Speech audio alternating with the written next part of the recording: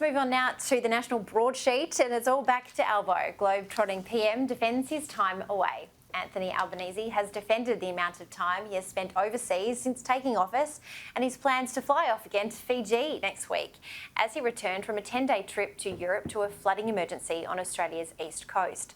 The Prime Minister, who was critical of Scott Morrison for chasing picture opportunities and going missing when disasters struck, said he had had a very successful trip to meet NATO leaders in Madrid, repair relations with France and meet President Volodymyr Zelensky in Ukraine.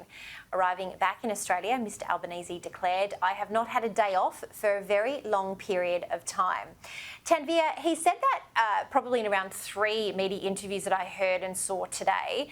Do you think that that type of excuse, and we saw Paul Murray address it this evening on his show, do you think that that's not going to have a lot of cut through when we look at the poor people in Lismore and northern Sydney and New South Wales who are dealing with the fourth flood of 2022 going, "Oh, that's really sad for you, mate. Our house is underwater again"?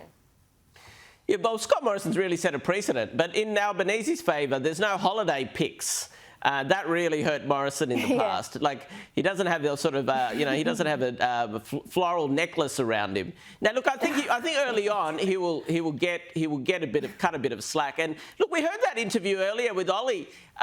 You get the sense, look, the less Albanese talks about economics, the better the government looks. So I think they're going to do their best that Jim Chalmers, does the heavy lifting on any economic chat. Because he never looks comfortable. When Ollie asked him about rates, he was just sort of kind of repeating it, and he really wasn't really able to state any sort of plan. So arguably it suits Albanese to look presidential, and I think people will forgive him to going to places like the Ukraine and the NATO visit. So I think he'll be okay on this front.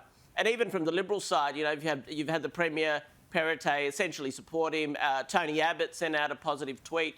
So it hasn't been a full frontal attack. But at the moment, I think it suits him. Yeah, for sure.